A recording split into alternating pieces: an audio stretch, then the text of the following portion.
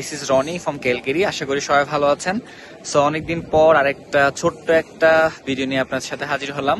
So আজকের ভিডিওতে চেষ্টা করব একটা কিছু ইনফরমেশন দেওয়ার জন্য। সেটা হচ্ছে যারা হচ্ছে ক্লোজ ওয়ার্ক পারমিট বা ওপেন ওয়ার্ক পারমিটে আসছেন, রিসেন্টলি হচ্ছে আমার ওয়াইফ আসছে ওপেন ওয়ার্ক পারমিটে, স্পাউজাল ওপেন ওয়ার্ক পারমিটে।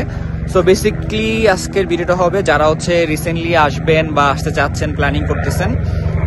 তো অনেকের মনের মধ্যে একটা ভয় ভীতি থাকে যে আসলে এয়ারপোর্টের মধ্যে কি কি কোয়েশ্চেন করা হয় বা কি কি ডকুমেন্ট চাইতে পারে। সো এরকম কিছু অনেক কোয়েশ্চেন থাকতে পারে, সো অনেক ধরনের কোয়েশ্চেন থাকতে পারে। এই বিষয়গুলো নিয়ে একটু আলোচনা করব। সো হ্যালো, কেমন আছো?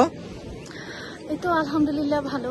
আচ্ছা, তুমি তো রিসেন্টলি ওপেন ওয়ার্ক পারমিটে আসছো। সো তোমাকে এয়ারপোর্টে কি কি কোয়েশ্চেন করছে বা কি কি ডকুমেন্ট চাইছে, তোমার জার্নিটা কেমন ছিল একটু বলো।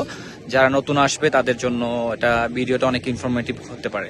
আচ্ছা, ফার্স্টলি বাংলাদেশ এয়ারপোর্টে আমাকে ইমিগ্রেশনে তেমন কোনো কিছুই জিজ্ঞেস করেনি। শুধু হচ্ছে আমার পাসপোর্টটা চেয়েছে, পাসপোর্টের ভিসাটা দেখলো, আর হচ্ছে মানে আমার হাজবেন্ডের মানে রনির হচ্ছে ভিসাটা দেখেছে। That's it. আচ্ছা, সিঙ্গাপুরে একটা কোয়েশ্চেন যেটা অনেকে দেখা যায় ওয়ার্ক পারমিটে আসলে পাসপোর্ট ওয়ার্কার থাকলে বিএমইটি কার্ড লাগে, যেটা আমিও করে এসেছিলাম।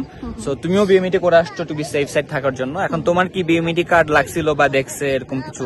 আসলে মানে আমার কাছে চাইওনি পর্যন্ত, এবং আমি মানে যতগুলো ভিডিও দেখেছি কোথাও দেখিনি, খুব দুই একটা ভিডিওতে দেখেছি যে বিএমইটি কার্ড লাগে, বাট আমার কাছে আসলে চাইনি বিএমইটি কার্ড, মানে জিজ্ঞেসও করেনি তারা।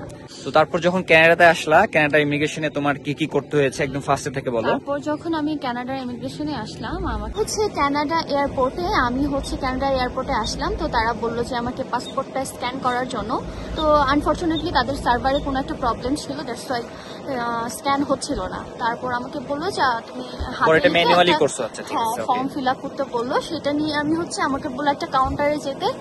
ওখানে গেলাম, ওখানে যাওয়ার পর তারা আমাকে জিজ্ঞেস করেছে হচ্ছে তুমি কোন দেশ থেকে এসেছো, আর হচ্ছে তোমার হাজবেন্ড এখানে কতদিন ধরে আছে, আর তোমার সঙ্গে কে আছে, দ্যাটস ইট। তারপর বলেছে যে তোমাকে এখন ইমিগ্রেশনে পাঠানো হবে, ওখানে তোমাকে যা যা জিজ্ঞেস করা হবে সেই কোশ্চেনগুলো তোমাকে ফেস করতে হবে। দেন আমি কি কি কোশ্চেন করছে সেটা? আচ্ছা, দেন আমি হচ্ছে ইমিগ্রেশনের দিকে গেলাম। যাওয়ার পর হচ্ছে আমাকে জিজ্ঞেস করেছে তুমি কি ভিসা এখানে আসছো আর তোমার সঙ্গে কে আছে। তো আমি বললাম যে আমি স্পাউস ওপেন ওয়ার্ক পারমিটে আসছি, আর আমার সাথে হচ্ছে আমার বেবি আছে। আর তারপর বললো যে তোমার হাজব্যান্ড এখানে কতদিন ধরে আছে, আর হাজব্যান্ডের ওয়ার্ক পারমিটটা তারা দেখতে চেয়েছে, মানে ফোনে জাস্ট দেখিয়ে দিলেই হবে, সফট কপি আর কি। দেখানোর পরে তারা পাসপোর্ট একটা সিল মেরে দিল, দ্যাটস ইট।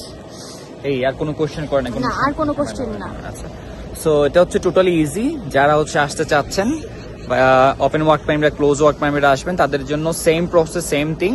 সো আসলে ভয়ের কিছু নাই, শুধু চেষ্টা করবেন হচ্ছে ওদের কথাগুলো বোঝার জন্য। দেখা যায় অনেকে তারা আমেরিকান অ্যাকসেন্ট ইউজ করে, অনেকে বুঝেন না।